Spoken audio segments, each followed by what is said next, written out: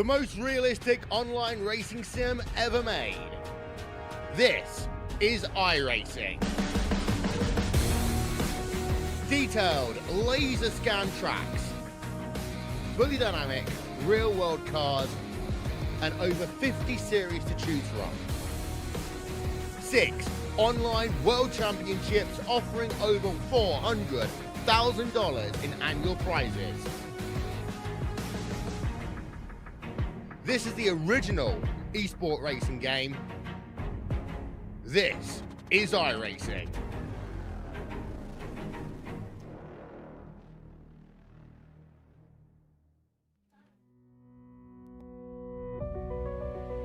Last week, Saturday Night Racing League opened up the inaugural chase for this series with an emphatic victory for the dominant driver of the season, Jeff Wright. He led 103 laps en route to victory, beating Joshua Banks last week, lengthening his lead to 29 points. But tonight, it's not so simple. It's not a mile and a half in Chicago.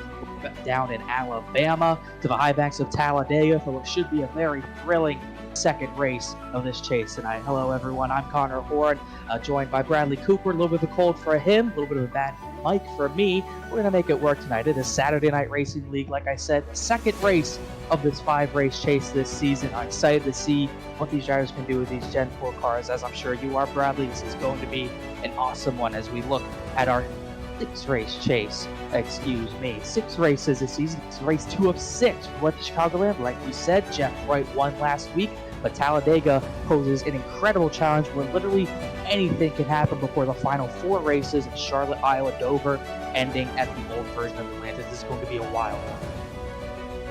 Yeah, and we've seen a lot of different things happen during this season with the reset kind of tightening these guys back up. Jeff Wright comes out in stride at Chicagoland and capitalizes on that near perfect season with his, I believe, 5 wins in the regular season. So an excellent drive here for Jeff Wright. Talladega, though, it's a wild card. Anything can happen. And let's take you trackside now after we get this scheduled. We've got 20 cars out here, 21 to be exact. We've got Jeff Wright starting on the pole, so he's able to get that Gen 4 car up there on the front row. Yeah, on the front row for tonight, on the pole, is 4th pole of the season. We're talking about how 5 regular season wins in the regular season, obviously. Got his 6th of the entire season last week. That was his first win since back July 22nd, all the way at Kansas. So that's 2 months ago. He had to wait for yet another victory, but it was a big victory. Extended his points lead out over, I believe, Joseph McWhorter. Yes, McWhorter's second in the standings, but after McWhorter, everything's to play for. McWhorter's only 4 ahead of Klinger, then Stravato's tied with Chad Klinger. Max Cost is in the running as well. It is going to be a fun one to decide who places where at the end of this wild race. 70 laps, roughly 190 miles tonight. Bringing your grid up on the screen, it's Jeff Wright with a 51.450 to start on the pole. Caleb Weekly within a couple hundredths of a second, actually within exactly a hundredth of a second. Going to start right outside the pole. Mark Whitley in the 77 is going to start third with AJ Stravato in 4th position. 5th spot will belong to Andrew Telganoff with Chad Klinger in 6th. 7th spot, Bailey Turner right next to Ray Massey in 8th. And rounding out your top 10, it's the number 88 of Eric Hutton with Michael Sturgill in the 90. Hutton was the winner here in our last super speedway race of the season, the first race of the season at Daytona. He went by 3 1,000ths of a second over Joshua Banks, who will start 11th tonight. He'll try to get redemption tonight alongside Brandon Wallace starting in 12th. 13th place on the next row, Joseph McWhorter, as we said, 2nd in the points. He's alongside Alex Bell, who's 11th in the points after a bad finish at Chicagoland. And then next row, 15th, Reggie Ortega, 16th, Eddie Trejo, 2 good friends on that row. 17th, Max Cost, who's top 5 in the points after last week. Austin Bulk in the 18th position, the 89. Mark McFadden, 19th. And then the guys who didn't qualify put a time down. Adam Cabot, we'll see if he can get another win here. He starts 20th. And Jonathan Cadell, Kirill Konanovich, rounding out this field of 22 drivers. And just like that, we're green in Alabama.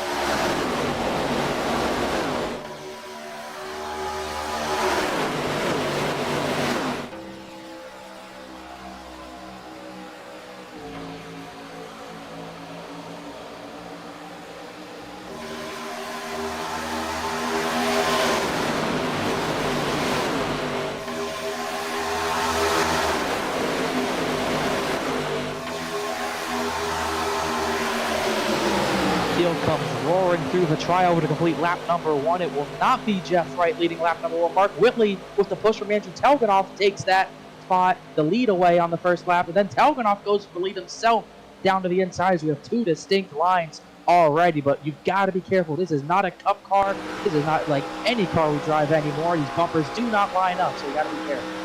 We saw that a lot in practice. Guys were testing how far they could push this car, and even in some instances, lifting the cars completely off the ground and driving under them. So a lot to be managed here. You have to be perfect. If you do bump at all, it has to be very gentle. And really the main guy I saw testing the waters was Jeff Wright. He was doing it with Adam Cabot, someone who I definitely know that Wright feels very experienced when Cabot's the one who's pushing. But even then, it was very squirrely, very difficult to do as Telganoff leads lap number 2.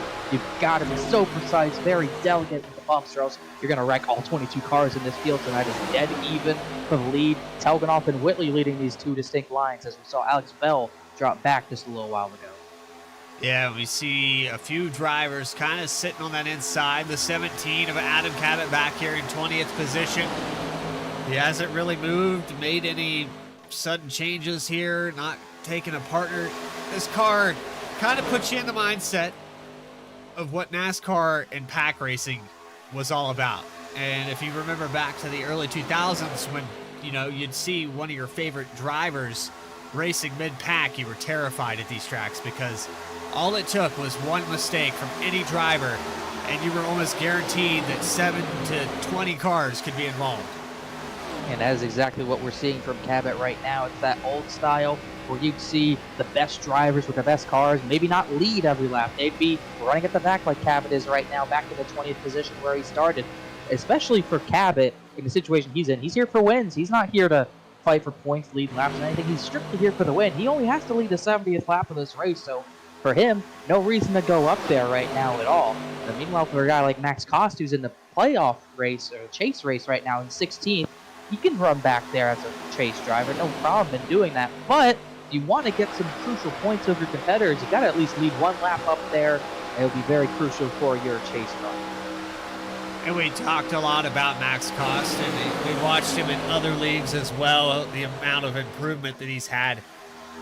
This is a track that he absolutely has the possibility to get up there and win this race. It's 1.5 mile tracks. He's had some struggles. He's had some glimmers of hope, but top 10 finishes all season put him up here for the chase playoffs.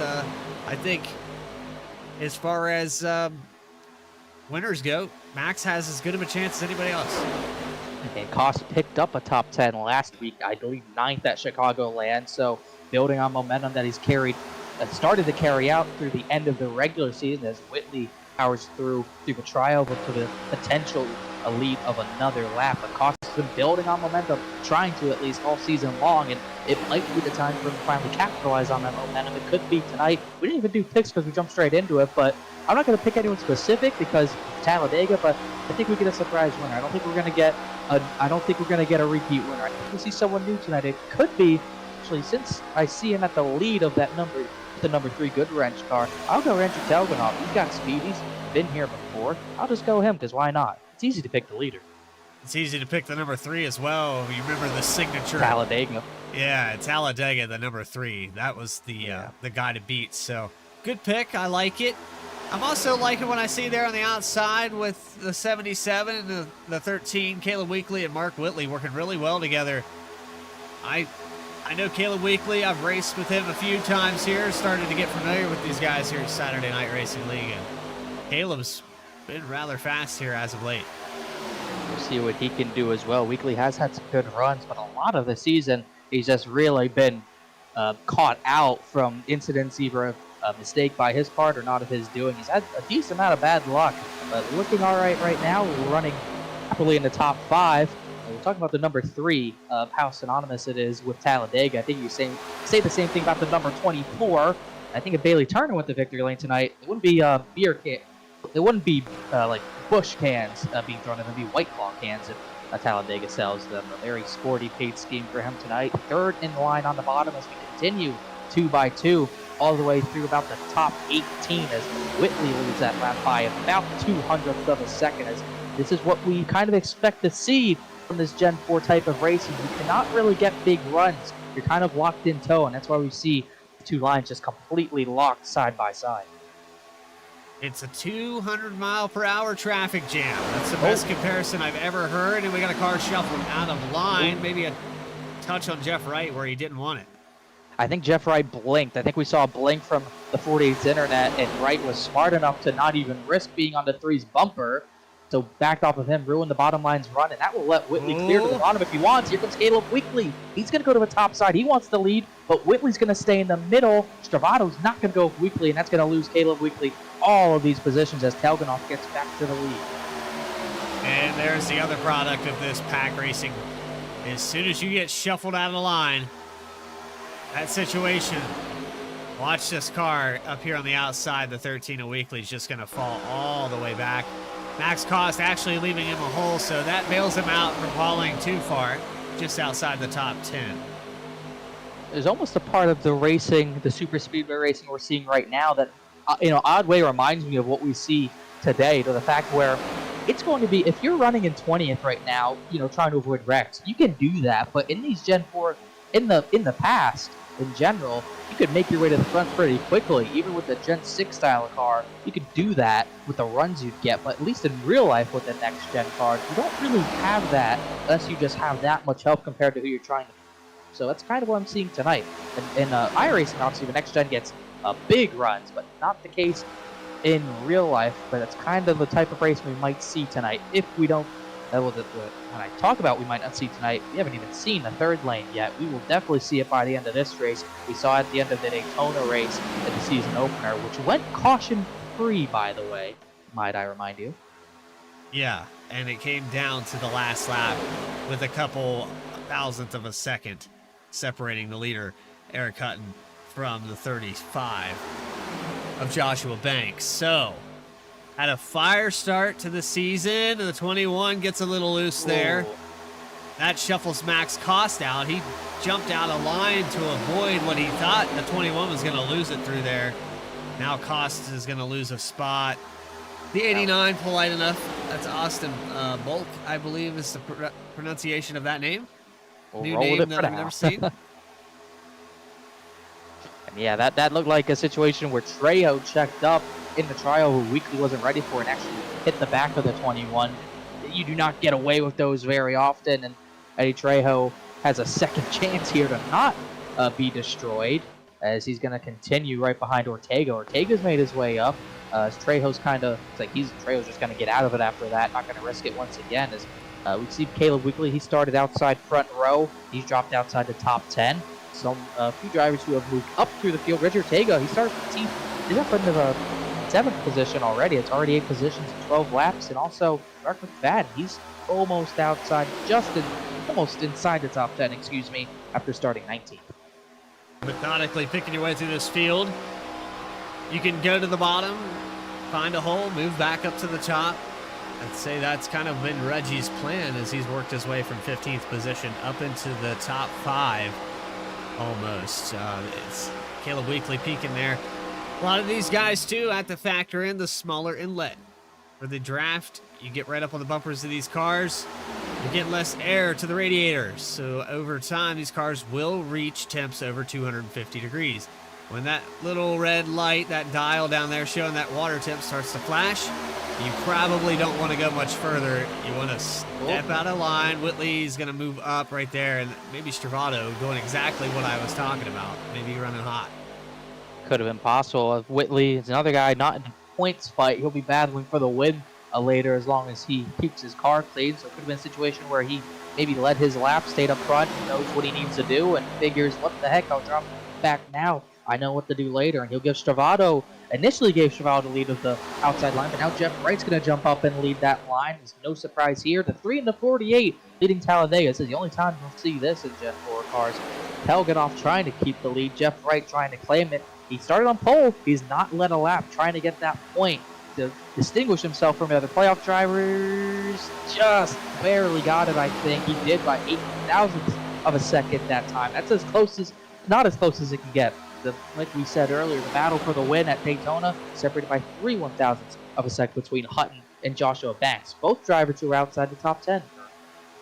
Excuse me, not Hutton is 6th, excuse me. We talked about the 3 in the 48, something you've never seen before, seeing Jimmy Johnson's paint scheme push the Dale Earnhardt number 3. And there's the wreck. Ray Massey around. This is an early big one. Cars sideways. The 89's in it. I think Konanovich is in it. Ortega. Big crash into turn number 3. Caution number 1. Our first caution on super speedways this season. And it looks like 17 at Cabot was able to miss all that. Let's ride on board here, take an instant replay and see exactly what his point of view was here. Yeah, this started all the way at the front, and it went all the way to the back. So this is the perks of being back here. You have the ability to see these wrecks and slow up for them. Really don't see it. It started before the entrance to turn 3. It happens right there. Oh, he's staring it down right there. Use those brakes to good use, and he did just that. Oh my goodness. We did tap Massey, but I don't think that's going to do much damage. I think he'll be fine. So let's go up here with the 23 of Massey. Yeah, just got a chain reaction with Ortega and Weekly not being able to check up. There comes the 89. McFadden, Max Cost in it. We're talking great. But here's what happened at the front. Telganoff goes up the track, and Bailey Turner sees the hole, goes for it, almost dipped his left sides below the yellow line there, and that just caused this whole stack up with Massey, Weekly, and others, and that's what contributed to this crash. So caution number 1 of the night. How about the 35 of Joshua Banks? He got super lucky there. That car brushes the right front fender. He's got a little bit of damage, but nothing too major, and I think he's going to be okay. He'll probably come down and get about 30 seconds repair, and he should be all right to go. Down pit road now. The 24 of Bailey Turner leading them in after the little mishap there with the 3 going up the block. The 48 checking up the outside line, and the 35 misses his box. He's completely sideways in it. Well, he was actually in his box, but iRacing doesn't let you hit like that. If this was real life, they could have hit that car, but he was probably going to lose track position anyways because of that damage, but definitely not what you want to do as out of pit road. Seems like everyone's out rather quickly, but none quicker than Alex Bell, who comes out. Not sure if he made it into a stall. No, I think he missed his stall because of Banks, actually, but he will lead a lap, which is important for his point situation. Whitley out second, then Turner, McWhorter, and Eric Hutton would be the top 5 as well. You see Alex Bell here as he comes into pit. I believe he'll come into pit road here. Yeah, I was going back on the instant replay, and it looked like, he just had a hard time because Banks got sideways in the box. He missed his entirely. And they are starting. They did start right next to each other, close to each other. So, see what happens here. Lock up there with the 35, and Bell, actually, his box is a good 15, right. 20 feet behind him. Yeah, he started about 3 positions behind Banks, and it's almost like he saw the 35 sideways and it completely threw him off. So he figured, what the heck, I just gotta go around again. Not a big disadvantage. He'll just, I assume, pit here because it'll be open for him, and just have to come back through the field on his own. He was laying back anyway, so not a big deal. Yeah, and some of these guys, like you said, they're just sitting back, sandbagging, as we like to call it, to try to keep it out of trouble. You saw the 17. He was able to escape, but he used all the brakes, all the travel down to that pedal to stop that machine. He's probably really close to locking it up there before he gets it stopped and just touches, I believe, the 23 of Ray Massey. Yeah, he just tapped him, but I think he'll be fine to continue as Bell does come down to get service. He needs that fuel. Can't pit on your own and make time at Talladega. You have to have it with you, so Bell has no choice to come down and get fuel and maybe tires here, as we should be coming to 1 lap to green here no matter what, as that first crash on the super speedways of the season is going to take a few drivers out early on, as Mark Whitley is going to restart as the race leader with Bailey Turner on his outside. Looks like Kirill Konanovich has got a lot of damage. He'll be at the very back. Jonathan Goodell, looks like his car's okay. The 69 Impala. I think he'll be able to continue. And then trying to look, Mark McFadden's got pretty banged up.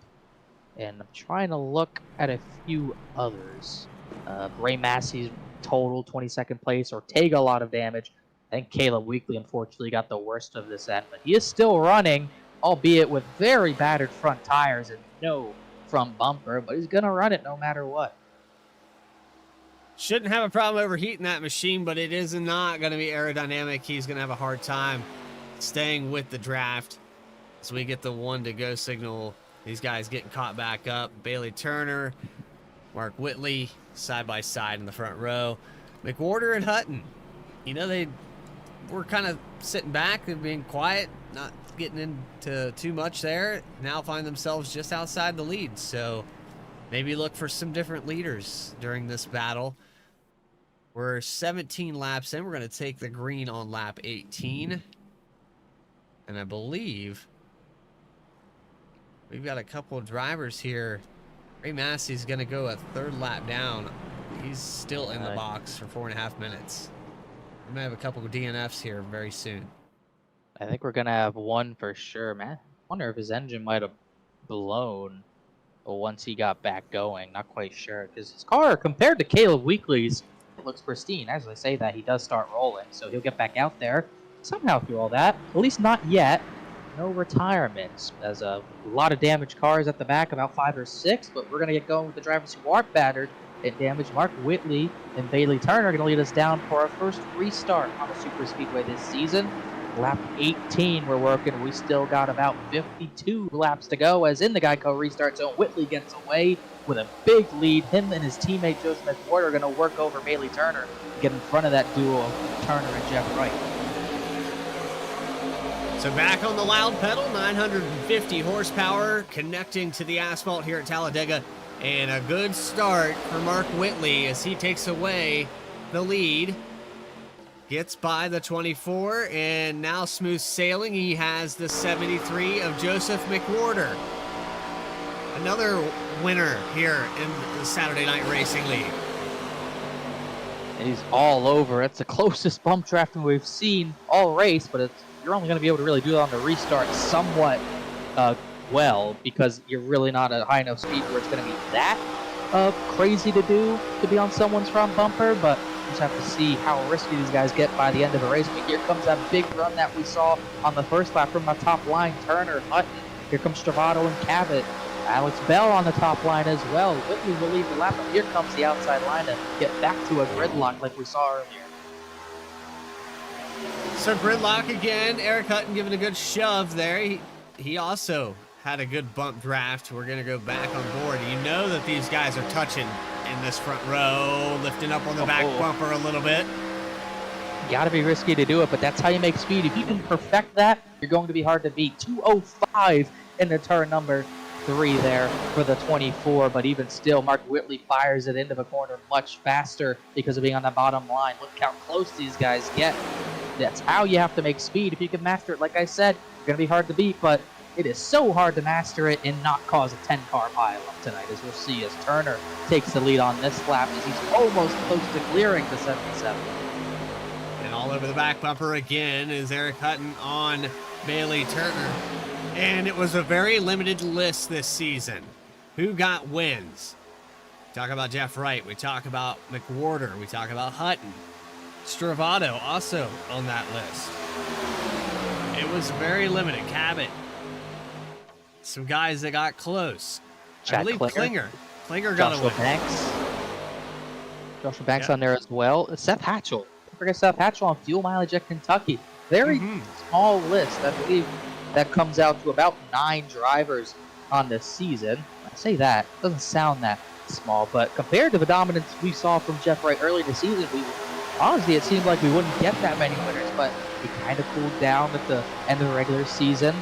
2 months without a win gave some opportunities for some other drivers, and we get 9 different winners, and I still think we're on track for 10th at this rate with Whitley leading tonight, but Bailey Turner trying to discount that charge as he gets back another run on the top side from Hutton.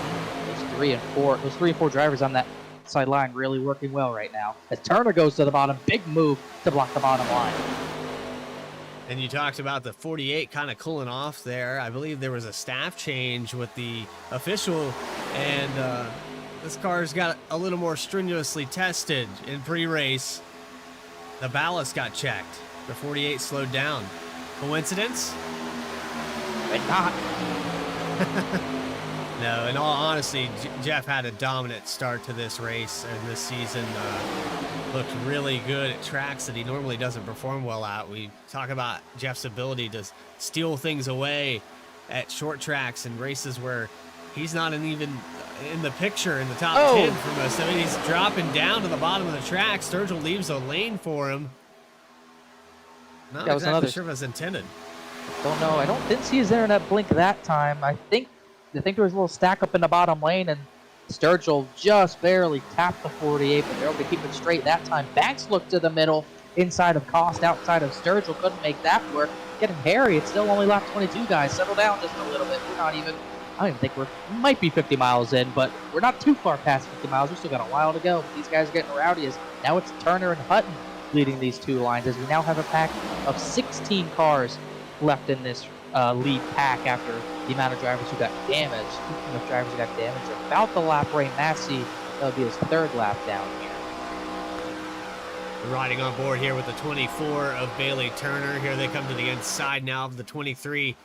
And Massey's car doesn't look like it's that damaged after going down pit road, and maybe has a situation. If he could just get back to the draft, the cautions fall the right way, maybe the 23 car can get back in contention. Some of the guys that got involved in that are still up to speed. There's the 63 of Max Cost. Talk about dodging the bullet. This guy's in the chase, and he watched that entire hope dash before his eyes when that wreck began. Yeah, I definitely did, but it looks like he's able to repair it and not lose laps in the process. He's back into the top 10 already, so he's looking potentially good. See what he can do here. We'll see what the third lane can do. Big run for Adam Cabot on the top two. Looks like Alex Bell's going to go with him. They're three wide. First three wide action we've seen tonight. The 24 cleared of the lead. Hutton's got the right rear as we finally got a third line tonight on lap 24. Let's see how long it lasts. Joshua Banks coming up to help, but they got to be careful. They're coming up on Reggie Ortega and Kirill Kananovich. Lap traffic. There's 4 lanes here, but got to be very careful to do it as they come across the tri-oval 3 wide. Cabot's going to lead this lap as the lap traffic's going all over the place. Kananovich to the top. Ega's on the apron. They almost made contact with the Kevin LePage situation, but they got around to 0-5 and 2, just barely. I have to go back and watch that on the instant replay and watch the 17. We're going to ride on board with him here. Very uncomfortable moment, I can imagine. Yeah. Oh, gosh. That's close. Yeah.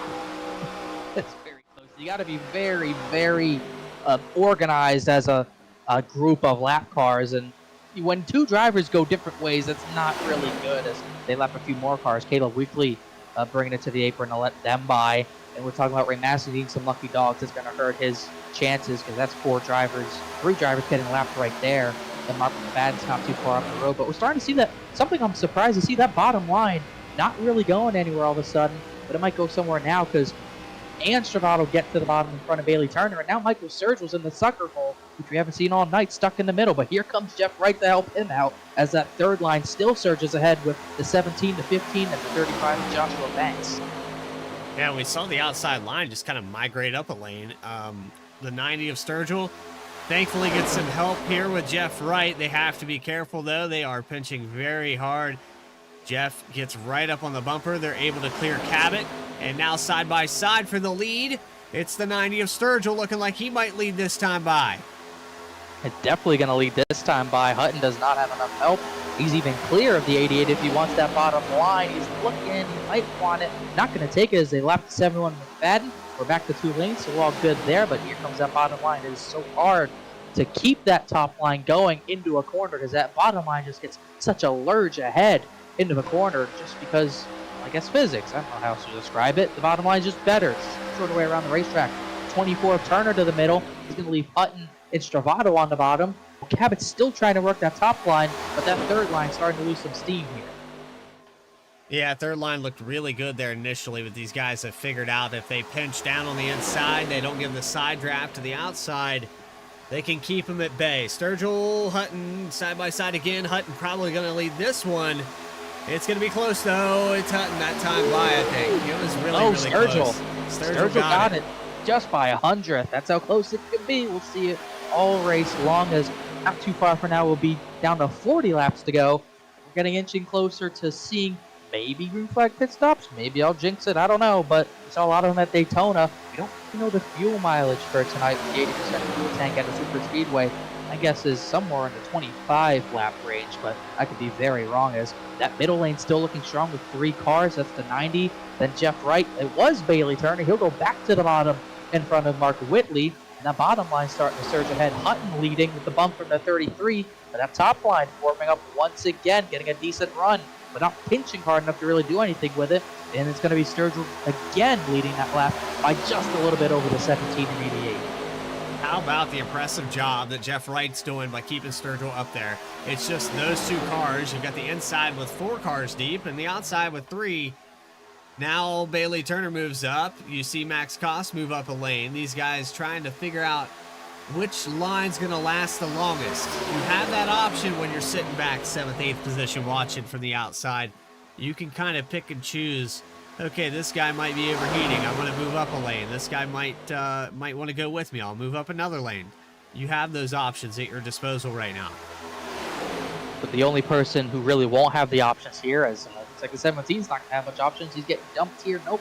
They're just all getting back in line. I think they realized their temps were going too far up and the top lane was going to die soon, so they just made it easy on themselves. And that was what I was about to say about Jeff Wright. He's keeping Sturgill up there, but he's been the pusher for very long, and you can see him laying off the 90s for a bumper at this point.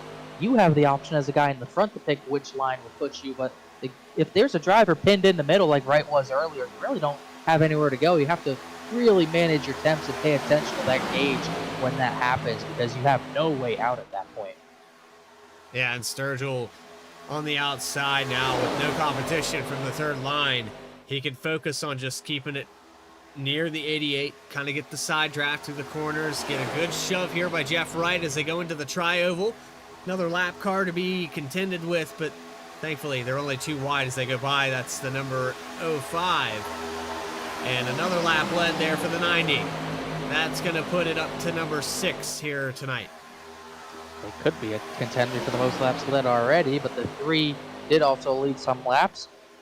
Andrew Telganoff was not involved in the incident, but he was maybe a slight cause of the incident with him and Bailey Turner, but he's all good. He's up to 13th now after losing some positions under that last caution flag. Side by side with Max Koss in the back, as you see some drivers either just laying back, playing it cool, maybe potential pit stops in order. Also, I haven't talked about Chad Klinger tonight. He started in 6th position. He's kind of been laying low ever since, really. Just laying in the back as they have some more lap traffic. That's Caleb Weekly beating the batter number 13, as once again, that middle line being the stronger line so far. More help in that line, keeping the 90 up front. So really organized there on the outside. You see the 48 of Jeff Wright, the 24 of Turner, and the 17 of Cabot, all battling Whitley, Hutton, and Stravato side by side all the way back to probably 11th position, 12th position. Pretty tight.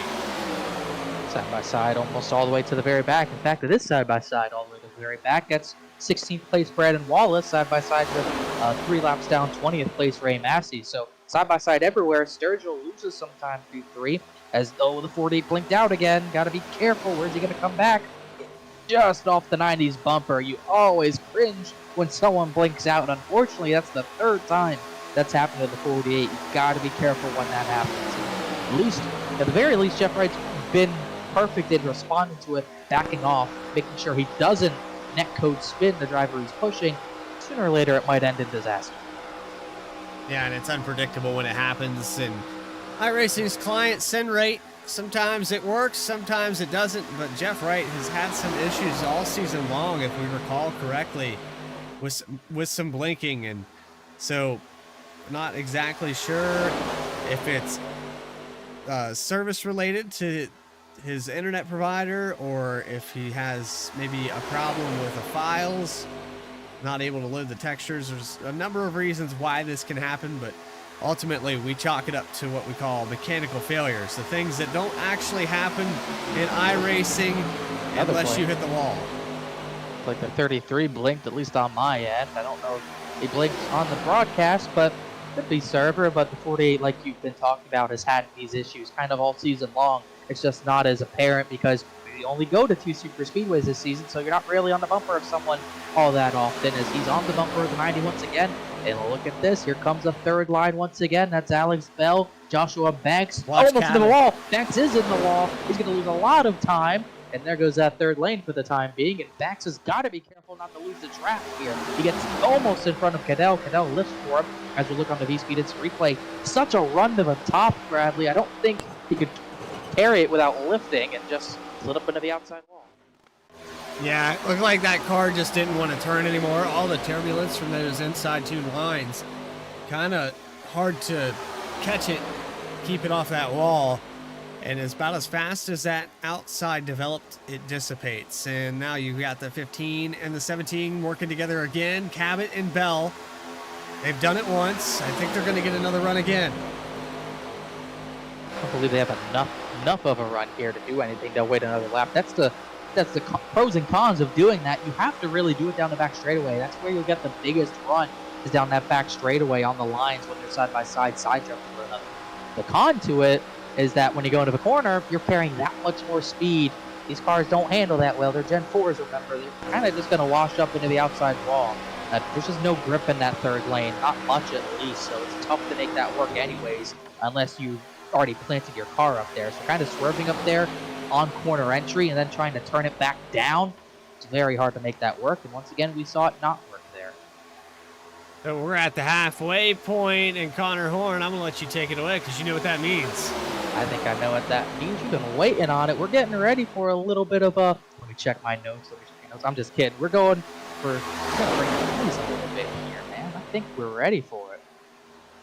Let's bring the noise, brought to you by Harpoon Designs. Find that volume knob and turn it up.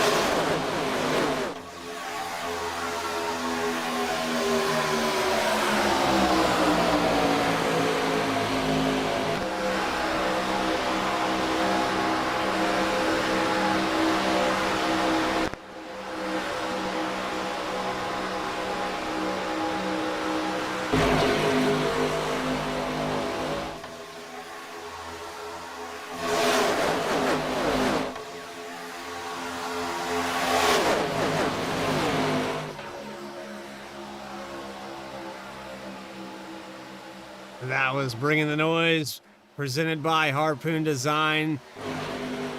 Tell you what, these cars, just nothing sounds like them anymore, and that's the best part, I think, for nostalgic fans, guys that really, in my opinion, NASCAR peaking somewhere around 2007, 2008 in popularity. The X-Pipe. The raw carbureted fuel, it was a different sound back then. And they just can't get enough of it. I can't get enough of it. It's just something, like you said, we don't really hear that anymore on other than maybe the off occasion where you hear one car with a different exhaust package for a super speedway or even maybe like an ARCA race. Like I saw a clip of it at Salem tonight. Oh, contact Hutton and Banks. They doored into turn number 3. They somehow didn't crash it. Incredible job saving those cars, but they came together.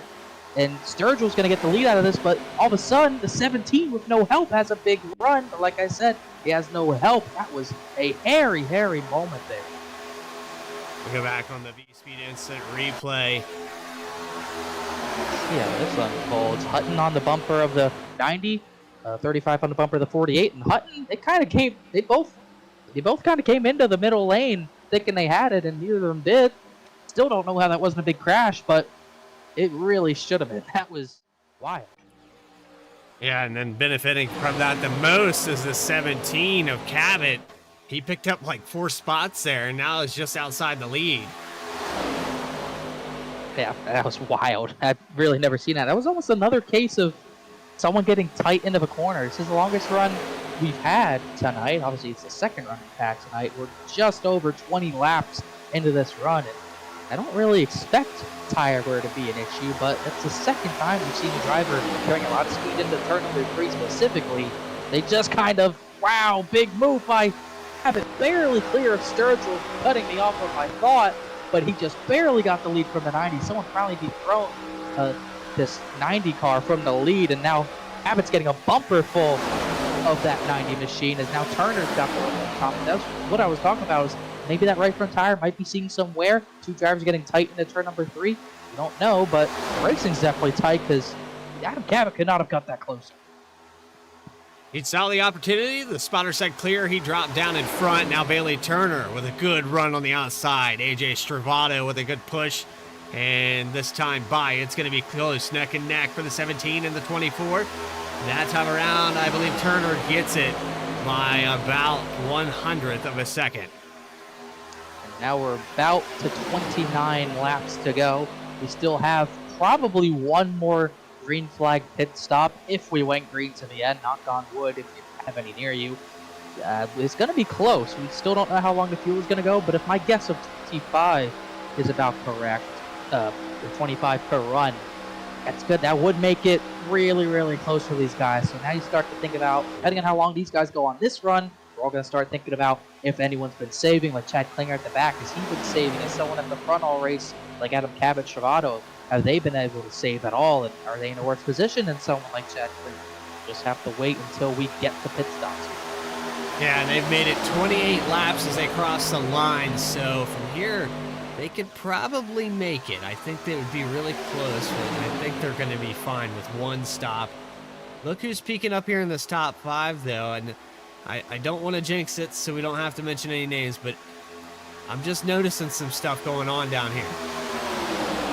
See, right now we got a little bit of max cost action into the top 5 just about. He's running 6th currently side by side with Jeff Wright, so they'll interchange positions here and there, but starting to see a few guys rise up to the front that we have seen tonight. Cost getting closer and closer to the front. Mark Whitley's trying to fight his way back to the front. Look at that third lane in the way back. That's Andrew Telganoff and Chad Klinger to the third line, trying to make their way up. They're going to go 4 wide, got some lap traffic. They got nowhere to go but back to the middle lane, especially with how the pace that 13 of Weekly is, as well as Mark McFadden. But they had something going there. If they could do that again, they might see their way to the front as well. We're also going to look at Jonathan Goodell. He's still in this lead pack, but he's another one of those guys who's just biding his time, still at the very back of this lead pack in 15th. Brandon Wallace along with him, just laying back there as Cabot gets a big push to the bottom of turn 3 to get the lead away. And you talked about the tires probably not going to be a factor. You come down pit road, you have a partner, you have a guy you're comfortable with. Right now, Cabot, he's kind of a sitting duck. I think that a lot of these guys at first chance are going to stab him in the back. Cabot has got wins this season. These other guys that are chase eligible are definitely going to leave him out to dry. And look at the 3 and the 09 of Klinger. Apologies to cut you off, but look at the run they got into turn 1, and it did not go into the wall that time. But they got a huge run into turn number 1. They'll have a run out of turn number 2, but that side draft with Turner and Stravato is going to hold them up a little bit. But we're once again back into a 3-by-3 battle for the race lead. 6 drivers separated. You put them under a blanket. I don't know how separated by, but you can put them under a blanket. Cabot gets back clear for the lead. This time by will be 25 laps to go. Like you said, I think we're definitely good on fuel. It's just a matter of, at this point, it's a matter of, do you take a full tank or do you try to cut some out? Turner cuts across the bumper of the 33 to get to the bottom.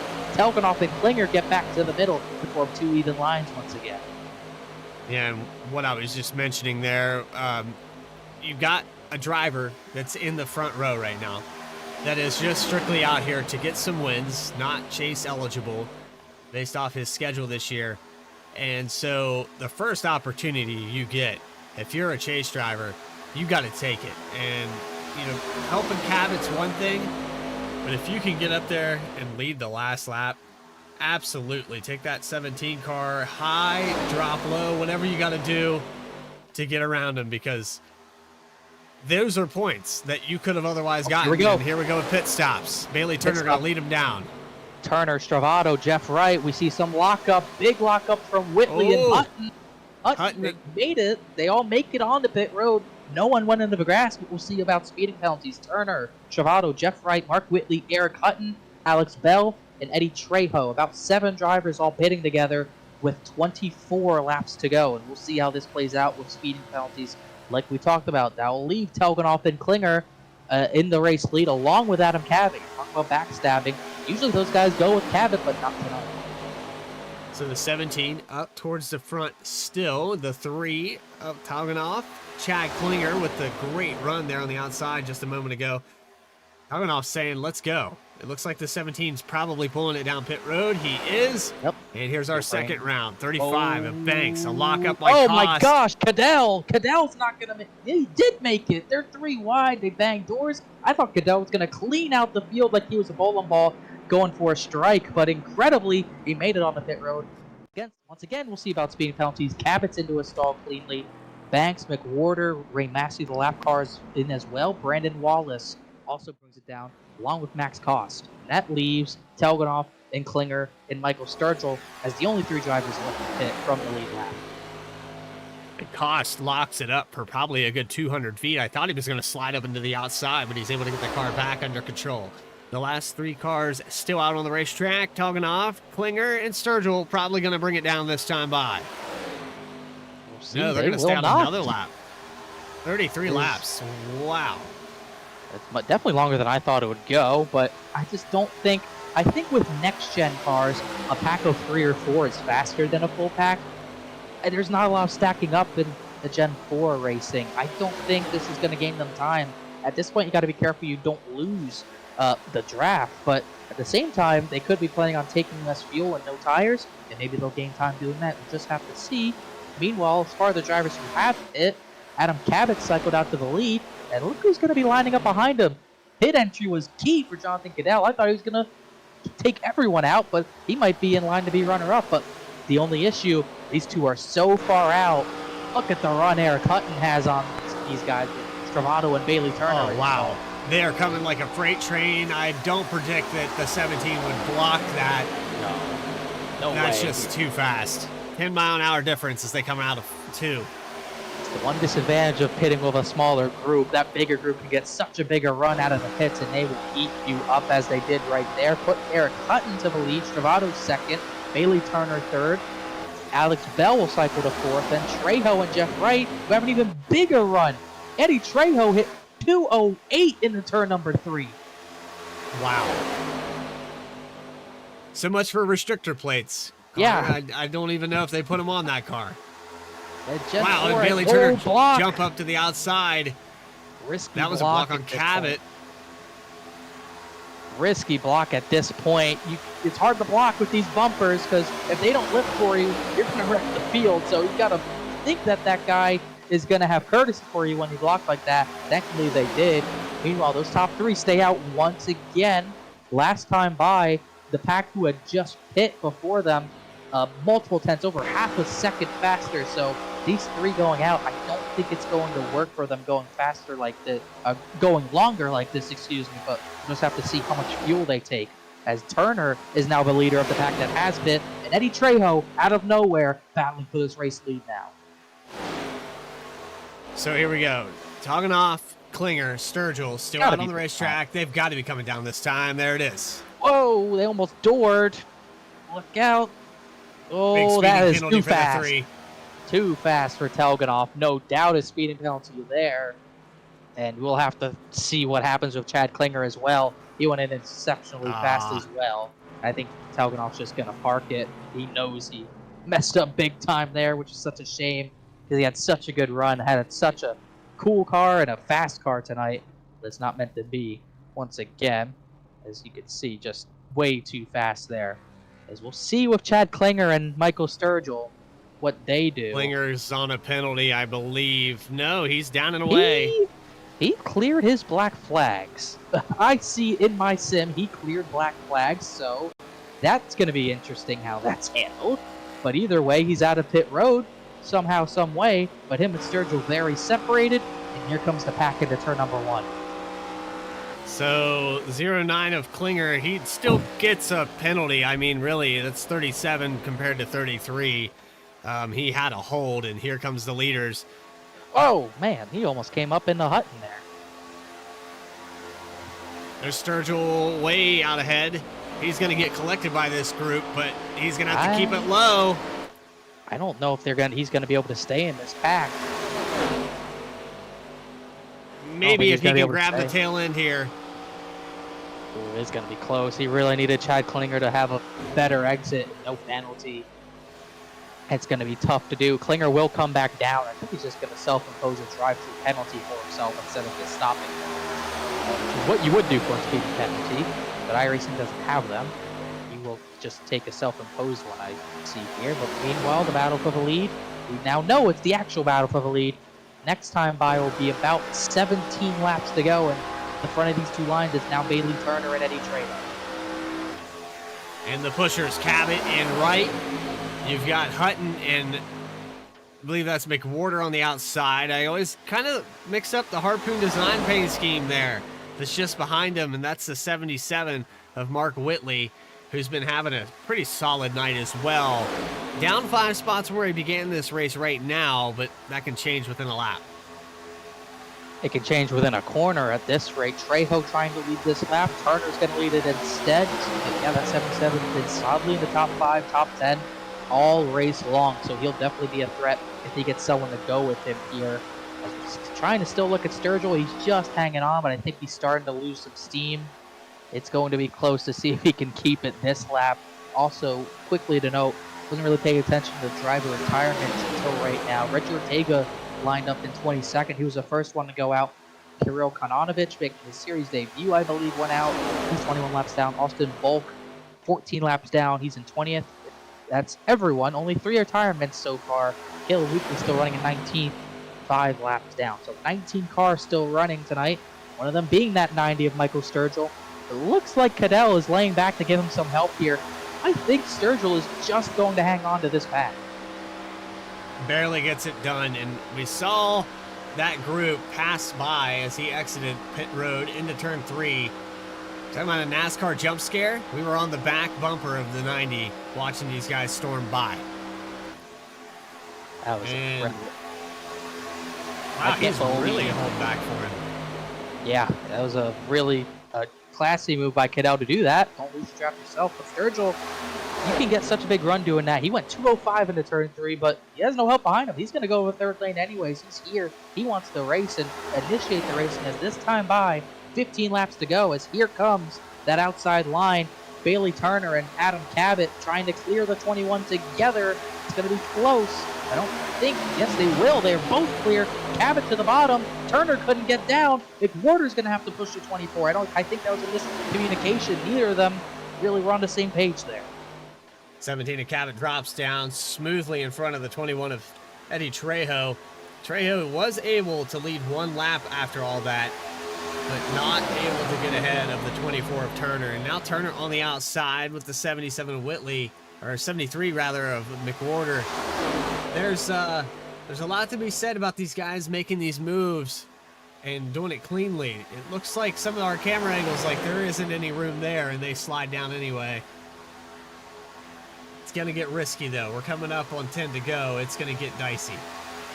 How dicey can it get? At this point, after green flag pit stops, we are down to 12 drivers left in this lead pack. 12 drivers to race for a win, barring anything else happening. But when we went to Daytona for the season opener, the final pack, the lead pack, was down to 7 cars. And that was with no yellows. We've had one tonight taking out multiple drivers, which has definitely changed the trajectory of this race. But we'll just have to see. We've seen the third line work with 2 or 3 cars, but is that going to be enough to... You're going to be able to make the top lane work with the amount of cars that we have left in this top line. We'll just have to wait and see next time by. 13 laps to go. 20 lead changes here tonight, 1 caution. And Talladega has not disappointed. If you are enjoying this race and loving this broadcast, make sure you subscribe to V-Speed and turn on that notification bell for the Saturday Night Racing League. You don't want to miss the conclusion of this season. We're wrapping up Talladega here with 13 laps to go. It's been a change-up between Cabot, Turner, McWhorter, Wright. The number 3, unfortunately, of Andrew Telgenhoff is an early retirement. He had some laps led. You had the 09 of Klinger, who got a penalty during green flag pit stops. And unfortunately, some of the guys that we were talking about earlier, there's Max Koss in the 63 praying for a caution back in 13th right now. Yeah, definitely looks like he got a speeding penalty that we really didn't look at. He's back there, like you said, in 13th. He's with Brandon Wallace, who also had an issue. Oh, Klinger in the middle. They just lapped Chad Klinger, and he did not really give way, so they had to scramble to get by him, and that's left Adam Cabot without a partner on the bottom line. Turner's going to take the lead. McWhorter and Whitley, 2 teammates lined up behind the 24. They might pull out at any point. There they go. The teammates are going to gang up on them. Reminded me of 2013 with the front row Motorsports teammates leaving them out to dry, leaving Carl Edwards out to dry. Turner loses the lead off of lap traffic. McWhorter to the lead. 73 definitely going to lead this time by the outside or middle line, as you would call it. Not able to get reorganized in time. But here comes the push after the line. Sturgill going to give one good shove here to the 24. And here they go into 1. And after all that, Bailey Turner leads the lap by 2 1,000ths of a second. Wow. Yeah, forget everything I just said. I thought for sure there's no way that outside line was going to reorganize in time with all that shuffling. I'm wrong. Yeah, it's just that easy, as it turns out. We get an extra car in the pack with Chad Klinger. So just staying in the middle, really shuffle things up there, puts the teammates on the bottom, and leaves Bailey Turner, Michael Sturgill to work with one another. Jeff Wright, third in that outside line. Watch for him to go for win number 7. This time we're down to the final 10 laps of this Talladega event. It's been a wild one. Even with a limited count in the lead pack, it's still been wild. We've seen 2 lanes, we've seen 3 lanes. When do we see 4 wide? Probably in the next 10 laps, but there is only 10 to go. That's just how it is. 10 laps left here at Talladega. And you're watching Saturday Night Racing League. I know I sound a little under the weather here tonight, but I think we were pushing through it pretty well. Connor, I appreciate you taking lead here tonight. You've done a phenomenal job all season long, so kudos to you and everybody in chat. Thank this guy. It's a really thankless job for a guy to come on. Here goes Look Jeff at Wright. Jeff Wright dropping down. Bradley Cooper getting all sappy. Meanwhile, Jeff Wright wants to go for the win. Not being rude, I'm just playing with you, but Wright with a big move to the bottom. You'll have Nick Warder to help him. The 73 has no choice. Now the 48 leaves the bottom, but that helps Bailey Turner with a little bit of an edge on the bottom line as now less laps to go. About 9 laps to go, excuse me. And here comes that third line you've been talking about. Here comes Adam Cabot. Help from Bell and Joshua Banks. These 3 have been the only ones trying this. Eric Hutton's going to join them, and look at the run they have. And I see the move right here. The 35 in contention for the chase. He's going to leave big move all the way to the bottom there. Oh, wow. Cabot cut 3 lanes of traffic off to hit the exit ramp. And he made it work. He might as well be driving I don't know, what are the cars that they always say drive angrily? Very close with Caleb Weekly. Now the 48's going to go to the front. Cabot should have went middle. He went to the bottom. He doesn't have help there. The 48 to the front, what we've seen all season long. And Bailey Turner is going to go with him. No, he won't. He looks to the outside. Wright goes back up the block. He'll have to block the 17 of Cabot. When does he get back down there? He won't. He'll let the bottom line get to his inside. Meanwhile, the 35 and the 15 are still on the top line trying to make it work. And once again, we're back to 2x2 for the lead. Wright and Cabot now side by side after shuffling out of turn number 4. On board here with Alex Bell. Alex has done several different drivers up to the front, but as soon as they get up there, they either leave him or the run dies. It's not himself. He needs someone to push him. Put Banks behind that 15. Get the 15 up to the front. He deserves it. It's been so good all race. As we come to 7 laps to go, it's getting dicey. It's been dicey for the last 30 or so laps, but now it's getting serious. Playoff drivers, non-playoff drivers, drivers just competing for wins, drivers just trying to survive. We've got all of them in the front of this field right now. Hutton and Cadell are 2 of the drivers I'm seeing laying back. they smell a crash happening, but it hasn't happened quite yet. It's still Cabot and Jeff Wright side by side. The 48 getting an advantage in that middle line, but that top line with just a 2-car tandem making some ground up into turn number 3. So you got all the way back to the 69 of Jonathan Cadell, and then it's Max Koss, who's 28 seconds back. He might be in the right spot if these guys end up wrecking each other. It's so tight, leaning as they go into the tri-oval. Really, really close. And we watched Bailey Turner in our Tuesday night at some restrictor plate races. He mastered the art of dropping down and pinching and getting that side draft. It can really break up the run. You see the 17. He doesn't have the help, but he's still able to surge ahead. Boy. More players on the top. The 35, I was about to talk about them. Those two are side drafted. They have more help. Hutton and Stravato to the top line. So we got 4 in the top line, 4 in the middle, 4 in the bottom. And Jonathan Cadell's just having fun back there, just seeing what happens. It's now 3 wide for the lead once again. This time we'll have 5 laps of racing to go with Adam Cabot, Jeff Wright, Joshua Banks all battling at the front of their lines, going for the race win. The 48 has the run. The 35 has the run. The bottom line just not good through the tri-oval, entered the tri-oval especially. But here comes Joshua Banks. This is the best shot that top line's had since Cabot took the lead. The head of steam builds back up. Cabot kind of offset here. Biding his time though. 5 to go. And riding on board here with the number 90 of Michael Sturgill. Trapped in the middle here. Do we see a 4-wide battle? You know, a lot of these guys that are 5th on back, they are in the points. They need this opportunity. Wright goes to the bottom. He leaves the 24 out. Now Bell's going to take the opportunity to get back to the middle. Joshua Banks gets all the way to the bottom to take the race lead. Where does Bailey Turner go here? Will he go up with the 33 Stravato? No. To stay in line, Banks gets the push from Jeff Wright. He has nowhere to go. Here comes the middle with the run. 4 laps of racing to go through the tri-oval. Alex Bell with the push from Bailey Turner. 2 drivers you would not likely see working together, but they have no choice. Alex Bell leads that lap and will take the lead from Joshua Banks. So another change for the lead. That's his 2nd lap led. He finally got the shove enough to clear, and here's another development. Oh, wow, really weaving back there. Sturgill went up to block the 09 of Klinger, who's a lap down. Stravato on board Joseph McWhorter, who's really been shuffled out. Now McWhorter blocks Hutton in the background, but now that middle line starting to fade a little bit here. Banks has a decent lead. Here comes Jeff Wright. He can get clear of the 15 and pull high here. We'll see if he does. He's got a little bit of a run. There he goes. Banks cannot block it. 2 by 2 again. We got Sturgill getting pushed from the lap car of Klinger to the front. 3 laps of racing to go, and any one of these guys can win it besides Chad Klinger. They're banging doors almost with the 15 and the 17. Sturgill lurges ahead into turn number 1. Sturgill actually jumps up in front of the 09, and I know it appeared to be a block, but remember, those guys are teammates, so it could have been staged that they were going to start this run. They might have started it too early, though. I don't know. I was about to say the same thing. It might be too early. This is something you really got to do with 2 to go. I think a lap early, but they're still right there. Just cannot clear Jeff Wright. No pun intended. As Caleb Weekly lets the field by. Banks back to the lead. Now Cabot's going to try to push himself clear of the 48 machine. Can't do it. That Lowe's machine running strong, but Bell's going to dump him. No, back to the middle. Indecisive on where he wants to go. But he can push the 48 through the tri-oval. 2 laps of racing to go. And every lap that goes by, these cars getting a little bit more turbulent, a little more dicey, oh, really man, leaning on right each there. other. The 17 of there. Cabot is so close to Bell.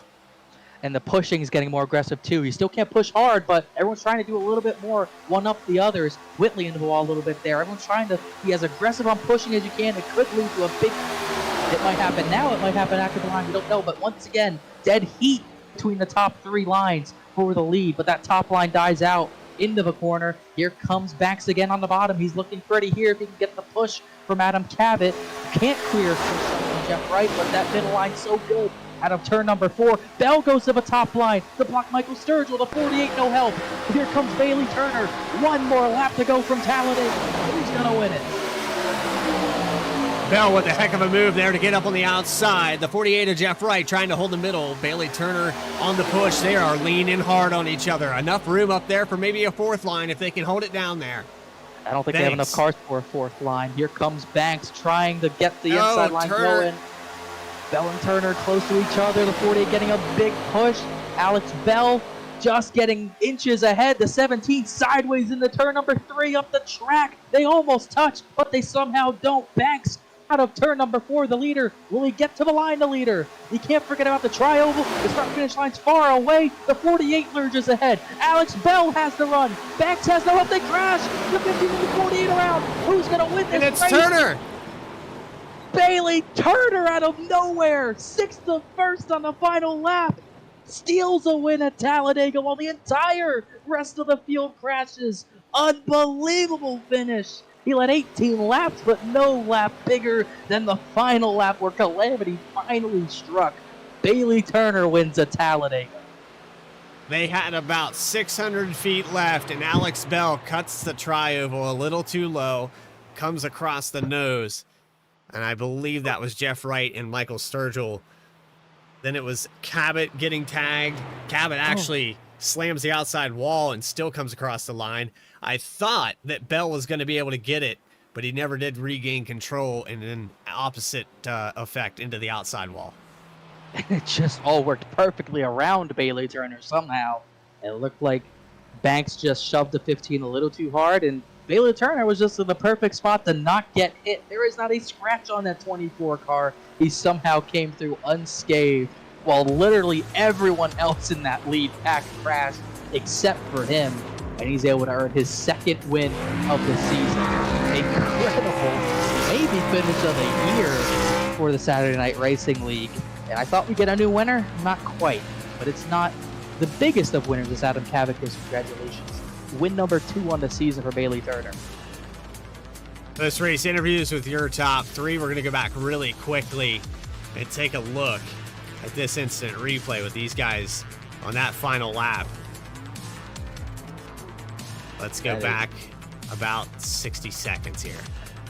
We knew it was going to get wild. This is the start of the white flag, dead even, and you can look how excited these guys are, pushing the other living heck out of each other.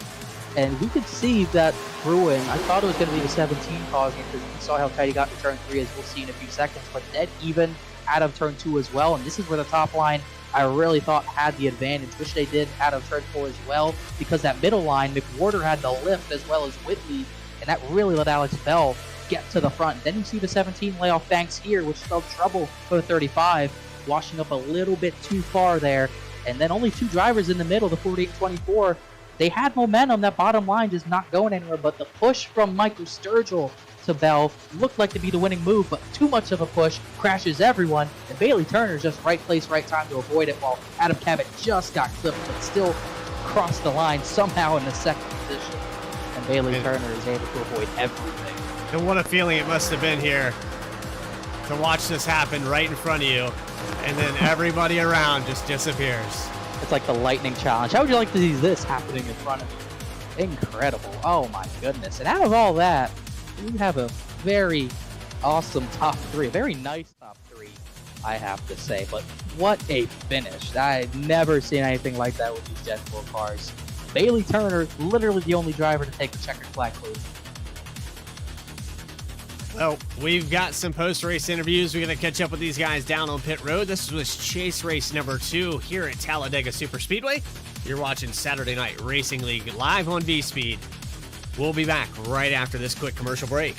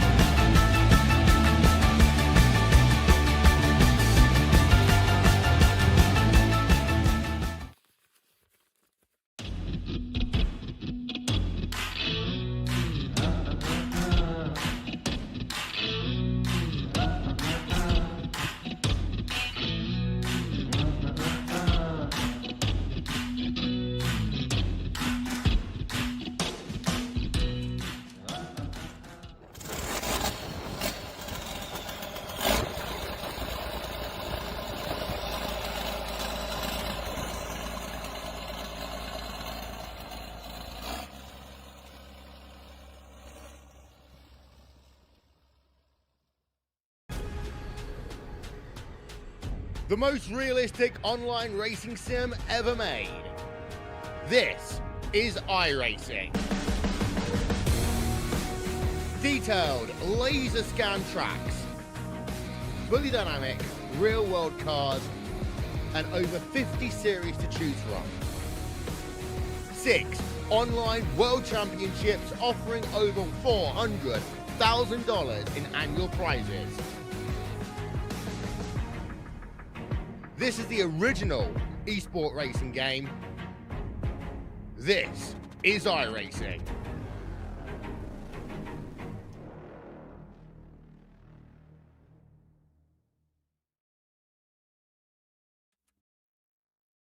Back here in Talladega, wrapping up, concluding this incredible event. 70 laps of pure action tonight, ended in absolute chaos. And out of all of that, like I said before we went to break, we have a very nice top 3 tonight, as we'll go down to Bradley Cooper, who has our 3rd place finisher, Jonathan Cadell, his first top 3 in Saturday Night Racing League, and he's just catching up with the driver of the 69 on pit road. Bradley. Yeah, I'm down here with Jonathan Cadell. And Cadell, it's you set back, you watch these guys destroy each other in the last 800 feet of this race, and you found yourself at the podium right there towards the end. Steel Horse Live. How does it feel, man? It's just one of those right place at the right time moments. Yeah, man, that's what you got to do in these things. I got some damage here in that first wreck because I was just resting my left foot. I saw him wreck, and it took me like a half a second to move my left foot up to the brake, and I ended up getting the wreck. So I got some front end damage, and so I couldn't like move up through the field. I could just maintain with the draft, and so I was just like, you know what? I'll let them give me 3rd instead of taking 3rd, and that's exactly what happened. I just was like, yep, and there to go, and I'll take 3rd. It worked out, man. Yeah, there was a lot of situations here tonight. We didn't have the cautions that we kind of predicted with this Gen 4 car. And you guys kind of sat back and waited for this to happen, but it waited till the last 800 feet. Yeah, it was pretty wild. Like, you can't really push because of the way the nose is shaped on these things. And I think everyone was doing a pretty good job at respecting that, because I've been in a lot of these with this car where everyone thinks they can bump draft like in every other car on here, and it ends up with calamity. I've seen some crazy wrecks, but it was pretty respectful. But I knew coming through that travel, somebody was going to try pushing, and they did, and you saw what happened. Yeah, and we saw the shoves, all 3 on the front row. I think when it's that close, you just gotta pray that it sticks, right? Yeah, you do. Yeah, it's mostly about luck. I was told I need to mention luck, and yeah, luck is definitely just a name of the game here when it comes to the end of these races. You can run up front every dang lap, lead every inch until the end, and you're at the mercy of everyone else. So it is pure luck. And how about this? Another little interesting statistic here. Jeff Wright, the points leader, getting 10th here tonight. So throw that into the mix as well. We saw a variety of everything here tonight. We had over 20 lead changes. Jonathan, do you have anybody you'd like to shout out and thank for the podium here tonight? Heck yeah, dude, man. I got I had 82 viewers on Steel Horse Live. It's down to 63. I guess nobody likes me getting an interview, but it's cool. But I got let's see, Extreme Sim Racing, Sim Magic, iRacing, iFlag, Sim Rap Market, Shenandoah Shine, Reaper Race Labs, Bush Light, and of course, every time I get an interview, I gotta thank my parents for that one night 39 years ago, because if it weren't for them, this wouldn't happen. And here's to the 69-time Carb Cup champ, baby. We appreciate your time. That is well rehearsed, by the way. Our first opportunity to hear that, and I enjoyed every second of it. So, Jonathan, we appreciate you, man. Hope to see you back up here in the broadcast booth again. Hell yeah. There's your 3rd place finisher of the night, Jonathan Cadell, here on V-Speed and Saturday Night Racing League, chase race number 2. Catching up on down pit road, you've got the number 17 of Adam Cabot, and I believe Connor Horn has caught up with him. I have caught up with him. Just before I interview Adam, I do have to say, just for that interview alone, I'm glad Jonathan Cadell got the 3rd placer. That was incredible, Yeah. Bradley. But Adam Cabot was the guy who ended up runner-up. I think you ended up, Adam, runner-up crossing the line backwards, if I'm not mistaken. I'm sure that's not what you wanted. You come here for wins only. Led 6 laps tonight, but it just seemed like when it came down to the end of this race, with all the shuffling we saw, you just didn't find yourself in a place to really go for the win through a tri-oval. What do you think you could have done better to position yourself better? Well, first of all, I do think that I should get style points for doing a 360 or maybe even like a 1080 across the finish line and keeping it going straight. So I'll check the rule book and see if it's like maybe We'll review five. the footage. If it's like 500 bonus points, maybe I'll be in contention for the chase after missing like 3/4 this season. No, you're still probably 1,700 points behind, but Oh, okay. maybe there's more style points. I don't know. Oh well.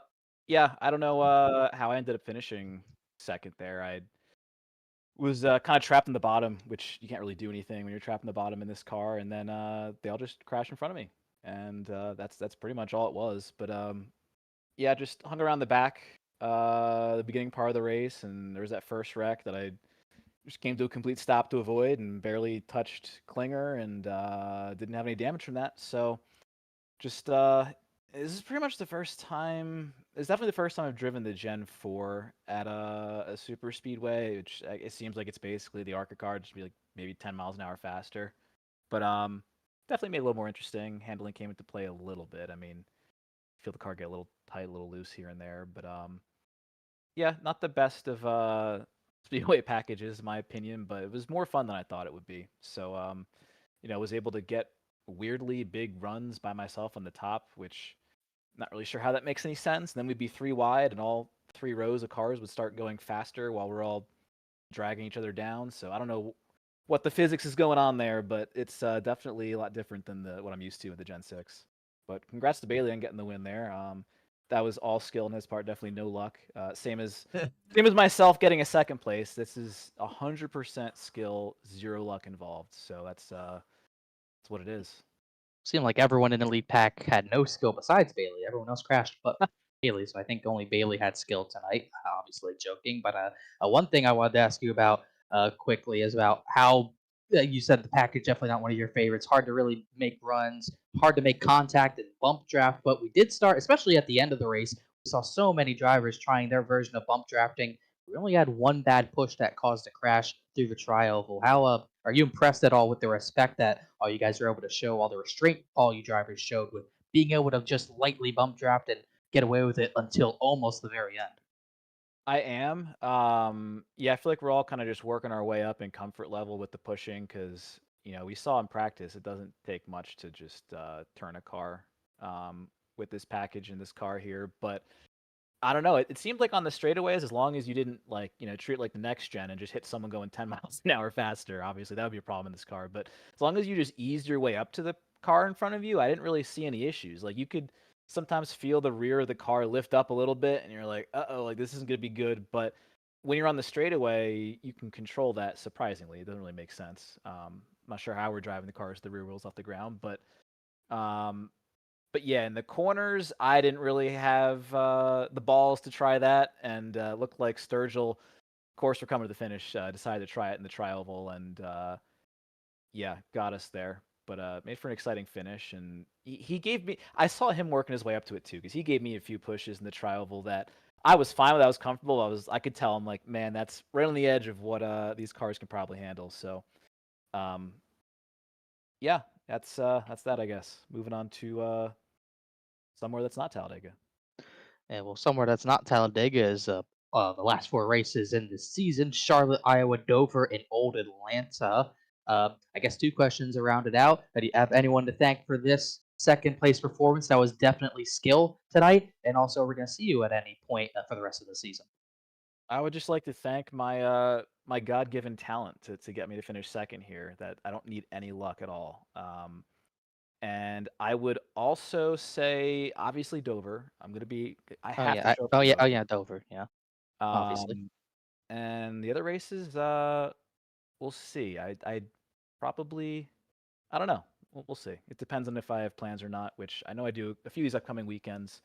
Dover, obviously, clearing that Saturday on the calendar. But if I'm here, I'll be racing Saturday night racing. Here to hear first. If Adam has an emergency, it is Dover related. Just keep that in mind, folks. But serious note, Adam Cabot, second place, started 20th, led 6 laps, just came up short. But like you said, you did get style points tonight. Congrats on the runner-up, and take care. We'll see you at Dover. Sounds good. Thanks, Connor. Yes, sir. And moving on, I guess I gotta move on, Bradley. I gotta run over Adam's actually not that far from victory lane, as it turns out. He crashed and landed next to victory lane, so I'm just gonna go to Bailey Turner right over here. Bailey Turner ends up the winner tonight. Obviously, like I told Adam, everyone else in the lead pack crashed, so Bailey, you were the only one with skill tonight. Congratulations, leading 18 laps tonight. But on a real note, how wild was that? I mean, how surprised were you to see literally everyone crash behind you, and somehow you get through untouched, unscathed, and the winner? Yeah, I mean, I did coming out of 4, I was just fully committed there to Jeff. And all of a sudden, I'm watching the guys outside, and I thought for sure it was going to be, Bell or Jeff going to the line there with the pushes. And I was trying to help Jeff out just because he helped me get a win over in another league that we ran. And yeah, just randomly saw the 15 car sliding, and I thought for sure I was going to get collected. And then once he hit Jeff and then overcorrected to the right, the seas parted, and I was just looking at my mirror, like trying to figure out how Adam was going to build some last second run. And luckily we were close enough to the line where that wasn't able to happen. So sometimes, you got to get that lucky horseshoe from Jeff Wright, and I got it. So pretty happy. Well, I'll say firsthand, it's about time someone took it from him, so congratulations on that as well. We saw a lot of wild racing, especially the last 10 laps. It seemed like, as conservative as everyone was with the bumping all night long, the bump drafting, it got wild at the end, where pretty much everyone was sideways through the entire pack. But are you surprised at all that it took that long for a bump gone wrong to cause a crash at all? Yeah, I mean, just with the early caution we had, I figured guys were gonna. You're never sure. Is it going to just cause more aggression, more guys trying to get to the front? But I honestly felt like, for the most part, everybody was pretty patient. We all kind of understood the assignment of just trying to get to the end. And yeah, I mean, if you get one wrong push in these cars, your nose is pointed into the ground and you're turned sideways, and you're pretty much along for the ride. So luckily, everybody that I had pushing me there was pretty steady and was trying to do the best I could to manage the runs with Jeff and manage my temperature in the car and things like that. And yeah, I guess I'll take luck on these races. Sometimes I'm on the other end of that, and luckily today I pulled it out.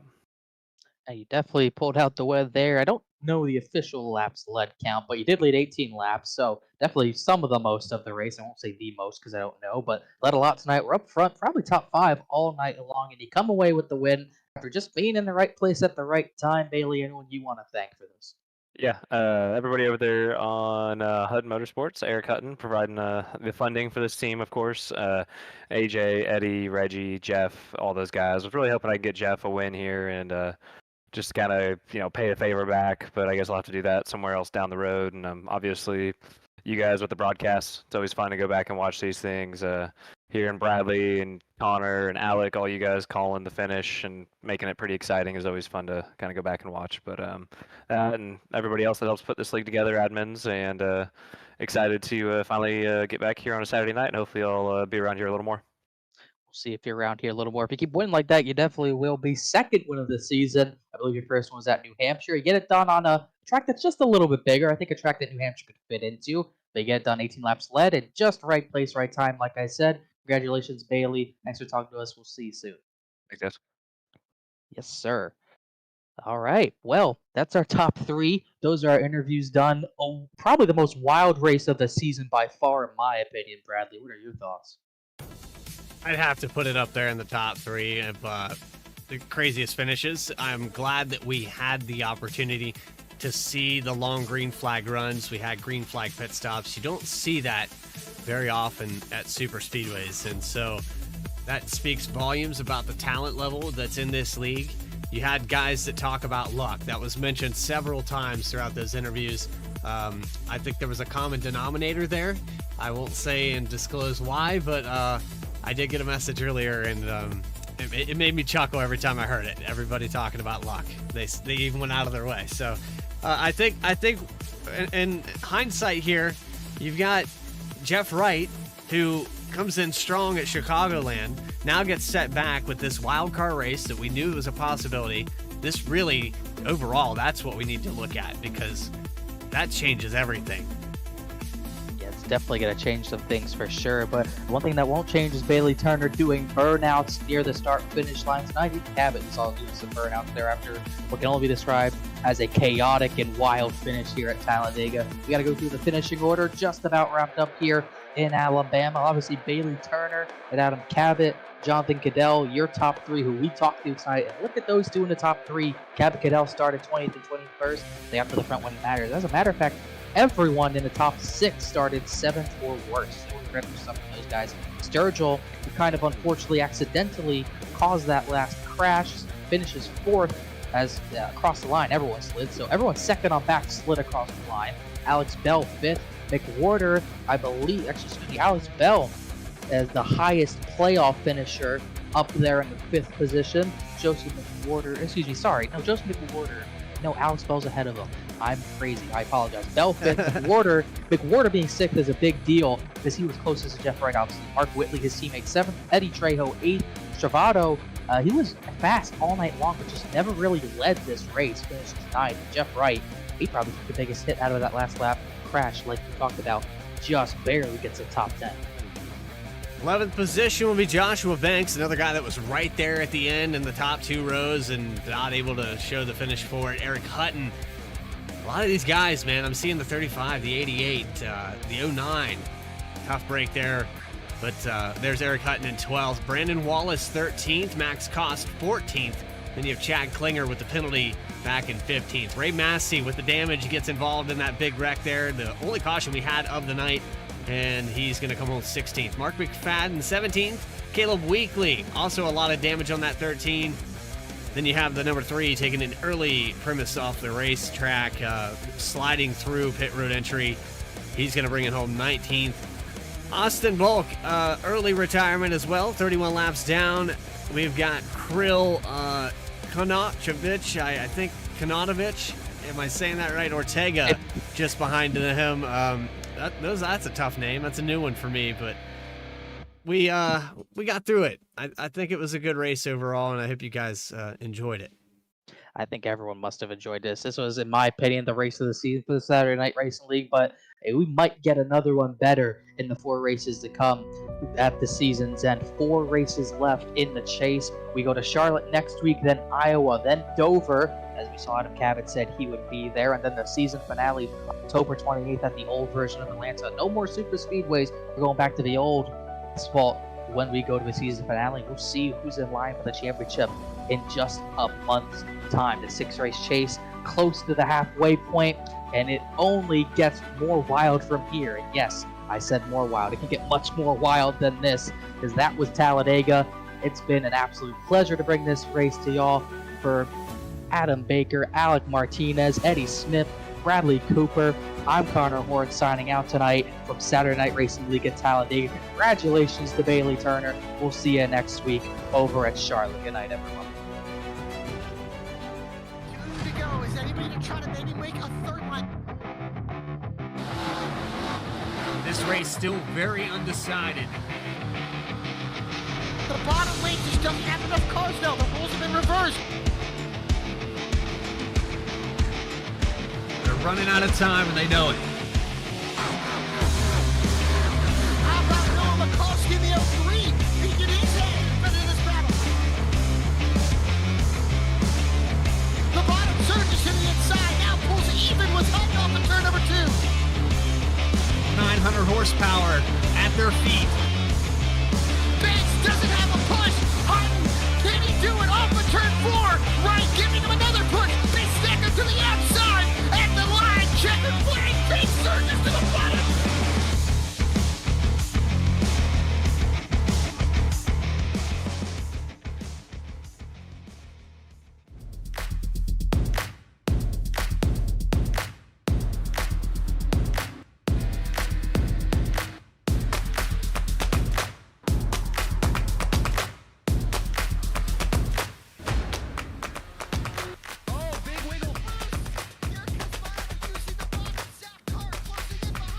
And here comes Milo, big run out of 4. He's going to be there. Tristan Martin's there. Cannot count out to 37. Oh! The wheel gets burned! Cabot, where did he come from? Here comes Zwack. A push from the 33. It's a drag race.